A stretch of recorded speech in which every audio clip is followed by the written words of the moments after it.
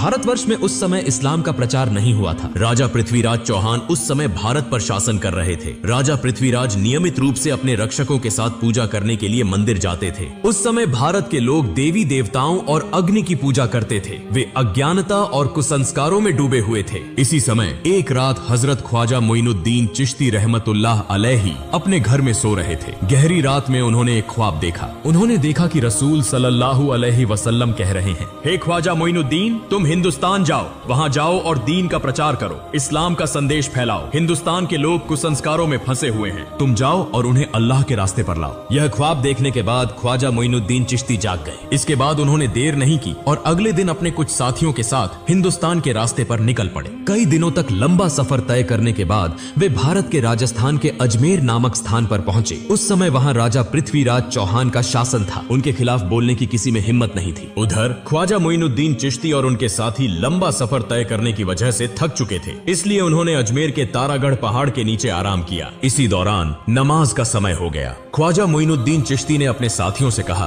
तुम पानी की तलाश करो क्योंकि वुजू करना जरूरी है, नमाज का समय हो गया है। तब उनके दो साथी एक लोटा लेकर पानी की तलाश में निकले। कुछ दूरी पर जाकर उन्होंने एक विशाल झील देखी जो आज के समय में आना सागर के नाम से जानी जाती है। वे आना सागर के पास पहुंचे और देखा कि राजा की सेना ने आना सागर को चारों ओर से घेर रखा है। उन्हें देखते ही सैनिकों ने पूछा, तुम लोग कौन हो? इससे पहले तुम्हें यहाँ कभी नहीं देखा, यहाँ क्या चाहिए? साथी दोनों ने कहा, हम ख्वाजा मोइनुद्दीन चिश्ती के शिष्य हैं, हम यहाँ वुजू करने के लिए थोड़ा पानी लेने आए हैं। यह सुनकर वहां मौजूद सारी सेना जोर जोर से हंसने लगी और कहने लगी, क्या तुमने राजा पृथ्वीराज का नाम नहीं सुना? उनके आदेश का उल्लंघन करने पर कठोर सजा मिलती है। इस झील से कोई और पानी नहीं ले सकता। पानी को हाथ लगाना भी मना है क्योंकि इससे पानी अपवित्र हो जाएगा। यह कहकर उन्होंने उन दोनों को भगा दिया। दुखी मन से वे दोनों ख्वाजा मोइनुद्दीन चिश्ती के पास लौट आए। तब ख्वाजा मोइनुद्दीन चिश्ती ने पूछा, तुम्हारे साथ क्या हुआ? क्या तुम्हें पानी नहीं मिला? उन दोनों ने कहा, हुजूर, पानी तो मिला लेकिन हमें पानी नहीं दिया गया। उन्होंने हमें भगा दिया और कहा कि राजा पृथ्वीराज ने किसी को भी इस पानी को लेने की अनुमति नहीं दी है। उनके आदेश का उल्लंघन करने पर कठोर सजा दी जाएगी। उनकी सारी बातें सुनकर ख्वाजा मोइनुद्दीन चिश्ती ने अल्लाह के दरबार में दुआ की और फिर उनसे कहा, तुम लोग आना सागर के पास जाओ और कहो कि ख्वाजा मोइनुद्दीन चिश्ती ने हमें भेजा है। इसके बाद वे दोनों साथी फिर से वुजू का पानी लाने के लिए निकल पड़े। जब वे आना सागर के पास पहुंचे तो सेना ने उन्हें रोककर पूछा, तुम लोग फिर क्यों आए हो? उन्होंने कहा, हम वुजू का पानी लेने आए हैं। सेना ने कहा, हमने कहा था कि पानी नहीं दिया जाएगा। अगर राजा पृथ्वीराज चौहान को पता चला तो तुम्हारी जान तक जा सकती है। हम किसी भी हालत में पानी नहीं देंगे। तब उन्होंने कहा, हम तुमसे पानी नहीं मांगेंगे, हम आना सागर से पानी लेने आए हैं। यह सुनकर वहां मौजूद सारी सेना जोर जोर से हंसने लगी। उस समय उन्होंने अल्लाह के दरबार में दुआ की और अपने हाथ में पकड़ी लोटे को आगे बढ़ाकर कहा, हे आना सागर, हम ख्वाजा मोइनुद्दीन चिश्ती रहमतुल्लाह अलैहि के शिष्य हैं। ख्वाजा मोइनुद्दीन चिश्ती ने हमें यहाँ भेजा है। अल्लाह के हुक्म से इस लोटे में आ जाओ। यह कहते ही एक पल में आना सागर का सारा पानी लोटे में समा गया। इतना अद्भुत और चमत्कारी दृश्य देखकर वहाँ मौजूद सारी सेना हैरान रह गई। तुरंत ही उन्होंने कलमा पढ़ा और इस्लाम स्वीकार कर लिया। लेकिन वहाँ कुछ कट्टर हिंदुत्ववादी भी थे। उन्हें लगा कि यह कोई जादू का प्रभाव है, इसलिए वे यह खबर देने के लिए राजा पृथ्वीराज चौहान के दरबार में भागे। राजा पृथ्वीराज ने जब उन्हें देखा तो पूछा, क्या हुआ? तुम्हारे चेहरे पर इतना डर क्यों है? तब उन्होंने कहा, राजा साहब, बड़ी विपत्ति आ गई है। राजा पृथ्वीराज ने पूछा, क्या हुआ? उन्होंने कहा, राजा साहब, न जाने कहां से एक बड़ा जादूगर यहाँ आया है। देखने में वह फकीर लगता है, लेकिन उसने अपने जादू से पूरे आना सागर का पानी एक लोटे में खींच लिया। यह सुनकर राजा पृथ्वीराज को ऐसा लगा जैसे उनके सिर पर आसमान टूट पड़ा हो। उन्होंने अपने जीवन में कई जादूगर देखे थे, लेकिन ऐसा जादू उन्होंने कभी नहीं सुना था। उन्होंने इसे अपनी आंखों से देखने के लिए तुरंत अपनी सेना के साथ आना सागर की ओर प्रस्थान किया। जब वे आना सागर के पास पहुंचे तो देखा कि आना सागर में पानी की एक बूंद भी नहीं थी। उधर अजमेर के लोग बड़ी संख्या में ख्वाजा मोइनुद्दीन चिश्ती रहमतुल्लाह अलैहि को देखने के लिए वहां पहुंच रहे थे। ख्वाजा मोइनुद्दीन चिश्ती और उनके साथी नमाज पढ़ने के बाद वहां बैठे थे। तभी राजा पृथ्वीराज वहां पहुंच गए। उन्होंने देखा कि कई हिंदू पहले ही इस्लाम स्वीकार कर चुके हैं। यह देखकर राजा को भीतर ही भीतर बहुत गुस्सा आया। राजा पृथ्वीराज एक बहुत चालाक और कट्टर हिंदुत्ववादी था। उसने पूछा, तुम कौन हो और यहाँ कहाँ से आए हो? मैं अल्लाह के हुक्म और रसूल सल्लल्लाहु अलैहि वसल्लम के निर्देश पर यहाँ आया हूँ। राजा पृथ्वीराज ने कहा, तुमने अपने जादू से इस पानी को क्यों सुखा दिया? तब ख्वाजा मोइनुद्दीन चिश्ती ने कहा, मैं कोई जादूगर नहीं हूँ, मैं अल्लाह का बंदा हूँ। मैं अल्लाह का हुक्म पूरा करने के लिए यहाँ पानी लेने गया था, लेकिन पानी न देने के कारण अल्लाह ने इसे सूखा दिया। यह सुनकर वहाँ मौजूद सभी लोग आश्चर्यचकित हो गए और ख्वाजा मोइनुद्दीन चिश्ती रहमतुल्लाह अलैहि की ओर एकटक देखते रह गए। राजा पृथ्वीराज चौहान बहुत चालाक और मक्कार था। उसने समझ लिया कि यह कोई साधारण व्यक्ति नहीं है, इसलिए वह नकली आंसू बहाते हुए और झुककर कहने लगा, हमें सबके कष्ट सहने में कोई परेशानी नहीं है, लेकिन मासूम बच्चों और निर्दोष लोगों का ख्याल करके कृपया पानी को उसकी जगह वापस लौटा दें। यह मेरी आपसे विनती है। यह सुनकर ख्वाजा मोइनुद्दीन चिश्ती ने अपने दो साथियों को आदेश दिया कि वे लौटा लेकर आना सागर के पास जाएं। दोनों साथी लौटा लेकर आना सागर के पास पहुंचे और जैसे ही उन्होंने लौटा आना सागर में रखा, सागर फिर से पानी से भर गया। यह सब देखकर वहां मौजूद लोग हैरान रह गए। उन्होंने पूछा, आप किस देवता की पूजा करते हैं? ख्वाजा मोइनुद्दीन चिश्ती ने कहा, मैं अपने रब एकमात्र अल्लाह की इबादत करता हूँ। वहाँ मौजूद सभी लोगों ने कहा, हम भी आज से उसी एक अल्लाह की इबादत करना चाहते हैं। उस जगह के सभी लोगों ने एक एक करके इस्लाम स्वीकार कर लिया, लेकिन राजा पृथ्वीराज चौहान इसे सहन नहीं कर सका। वह बहुत गुस्से में राज दरबार लौट गया। अगले दिन पृथ्वीराज ने राज दरबार में एक आपातकालीन बैठक बुलाई। पृथ्वीराज ने कहा, किसी भी तरह इस फकीर को यहाँ से हटाना होगा, उसे खत्म करना होगा। अगर तुम्हारे पास कोई सुझाव है तो जल्दी बताओ। तब एक मंत्री ने कहा, राजा साहब, यह फकीर कोई साधारण व्यक्ति नहीं है, वह एक महान जादूगर है। अपने जादू के प्रभाव से वह सभी को एक एक करके इस्लाम में ला रहा है। एक दिन ऐसा आएगा जब भारत में हिंदू धर्म को मानने वाला कोई नहीं बचेगा। उससे निपटने के लिए हमें एक महान जादूगर की जरूरत होगी। तब वहाँ मौजूद एक सैनिक ने कहा, राजा साहब, हमारे देश में इससे भी बड़ा एक जादूगर है। पृथ्वीराज ने पूछा, उसका नाम क्या है? सैनिक ने कहा, उसका नाम है जयपाल जादूगर। पृथ्वीराज ने कहा, जाओ उसे हमारे दरबार में लेकर आओ। इसके बाद कुछ सैनिक जयपाल जादूगर से मिलने के लिए रवाना हो गए। कुछ समय बाद वे जयपाल जादूगर के घर पहुंचे और देखा कि जयपाल हवा में तैरते हुए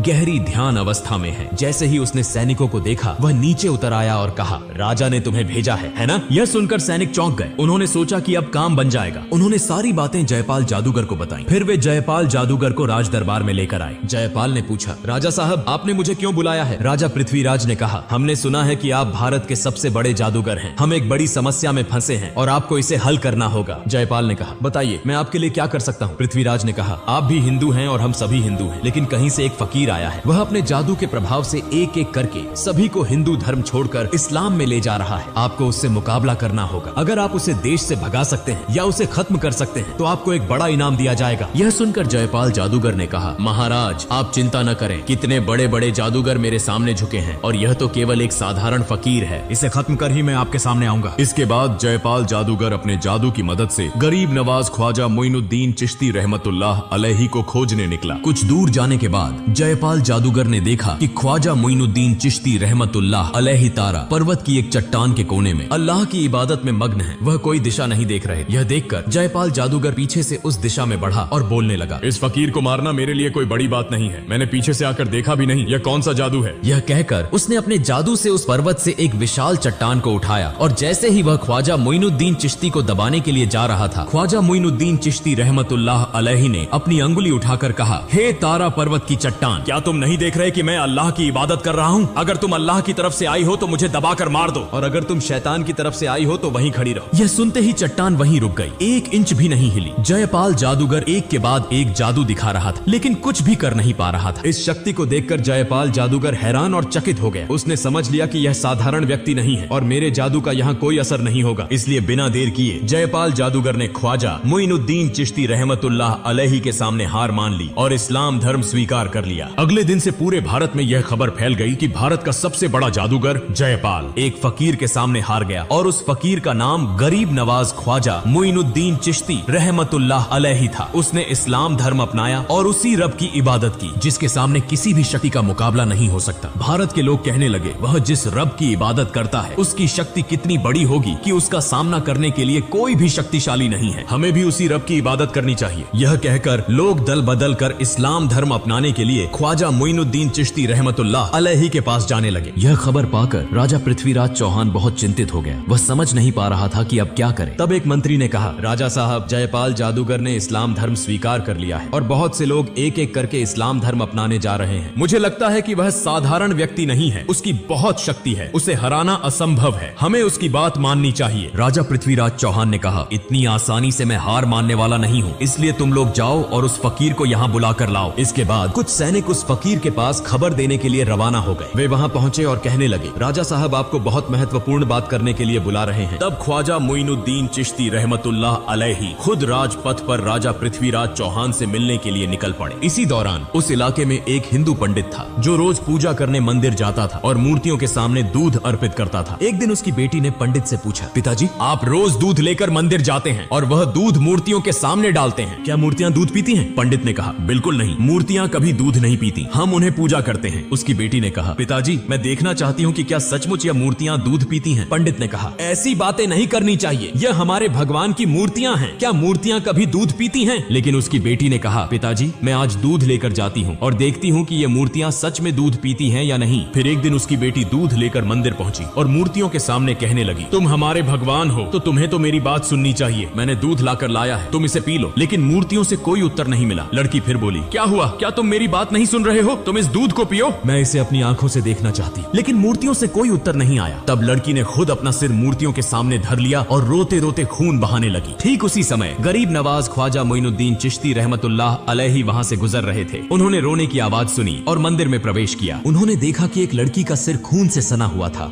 और वह जोर जोर से रो रही थी। तब ख्वाजा मोइनुद्दीन चिश्ती रहमतुल्लाह अलैहि ने उसे पूछा, बेटी तुम्हें क्या हुआ? लड़की ने कहा, देखिए बाबा मैं दूध लेकर आई थी इस मूर्ति को खिलाने के लिए, लेकिन वह मेरी बात नहीं सुन रही है। तब ख्वाजा मोइनुद्दीन चिश्ती रहमतुल्लाह अलैहि ने कहा, माँ मूर्ति कभी बात नहीं कर सकती और न ही खा सकती है। फिर लड़की ने फिर से अपना सिर झुका दिया और खून बहाने लगी। लड़की की इस भक्ति को देखकर ख्वाजा मोइनुद्दीन चिश्ती रहमतुल्लाह अलैहि हैरान हो गए। उन्होंने मूर्ति के सामने जाकर मूर्ति के कान पकड़ते हुए कहा, मैं ख्वाजा मोइनुद्दीन चिश्ती कह रहा हूँ, क्या तुम सुन नहीं रहे हो? इस निष्पाप लड़की को तुम क्यों रुला रहे हो? यह दूध पी लो। यह कहते ही मूर्ति ने दूध पीना शुरू कर दिया। यह देखकर लड़की बहुत खुश हुई और आनंदित होकर वहाँ से चली आई। जब लड़की गाँव में पहुंची तो बहुत से लोग यह कहने लगे, यह लड़की शायद कोई गलत काम करके आई है। सब लोग उसे बदनाम कर रहे थे। अब हमारा क्या होगा? वहाँ लड़की के पिता भी उपस्थित थे। सब लोग कहने लगे, क्या हुआ, तुम्हारी यह हालत क्यों हुई? लड़की ने कहा, पिताजी मैं मूर्ति को दूध पिलाकर आई हूँ। यह सुनकर सभी लोग हैरान हो गए और कहने लगे, यह लड़की झूठ बोल रही है, मूर्तियाँ कभी दूध नहीं पीती, वह अपनी गलतियों को छिपाने के लिए हमसे धोखा दे रही है। लड़की ने फिर से आंसुओं के साथ विनम्रता से कहा, मैं बहुत बार कहने के बाद भी जब मूर्ति ने दूध नहीं पिया तो मैंने अपना सिर झुका दिया और खून बहाना शुरू कर दिया। ठीक उसी समय एक फकीर बाबा वहाँ आए, मूर्ति के कान पकड़कर कहा, दूध पियो। और तुरंत ही उस फकीर बाबा के कहने पर मूर्ति ने दूध पीना शुरू कर दिया। यह देखकर वहाँ मौजूद सभी लोग चकित हो गए और कहने लगे, वह फकीर बाबा कौन थे? लड़की ने कहा, मैं उस फकीर बाबा को नहीं जानती, लेकिन लगता है वह कहीं आसपास होंगे। सभी लोग ख्वाजा मोइनुद्दीन चिश्ती रहमतुल्लाह अलैहि से मिलने के लिए निकल पड़े। इस बीच ख्वाजा मोइनुद्दीन चिश्ती रहमतुल्लाह अलैहि पृथ्वीराज के दरबार में पहुंच गए। पृथ्वीराज ने कहा, हे फकीर बाबा आप क्या चाहते हैं? ख्वाजा मोइनुद्दीन चिश्ती रहमतुल्लाह अलैहि ने कहा, मैं भारत के लोगों को अंधकार से दूर करके कुरान की रोशनी से रोशन करना चाहता हूँ। मैं चाहता हूँ कि सब लोग तौबा करके अल्लाह के रास्ते पर लौट आएं, जो इस दुनिया के मालिक हैं, जो आखिरत के मालिक हैं, जो बोलते ही एक पल में सब कुछ कर देते हैं, हमारे सभी रोजी रोटी के मालिक हैं, जन्म और मृत्यु सब कुछ उनकी ताकत में है। मैं उसी महान अल्लाह ताला की इबादत करना चाहता हूँ, मैं किसी का नुकसान नहीं चाहता। जब वह ये बातें कह रहे थे तभी एक इस्लाम विरोधी व्यक्ति अपनी आध्यात्मिक शक्ति की परीक्षा लेने आया और कहा, अगर आप सचमुच आध्यात्मिक रूप से शक्तिशाली हैं तो पानी से आग बनाकर दिखाइए। ख्वाजा मोइनुद्दीन चिश्ती रहमतुल्लाह अलैहि ने अल्लाह का नाम लेकर पानी पर फूंक मारी और उसी पानी से आग निकलने लगी। यह अद्भुत चमत्कार देखकर वह व्यक्ति ख्वाजा मोइनुद्दीन चिश्ती रहमतुल्लाह अलैहि से इस्लाम धर्म स्वीकार कर लेता है।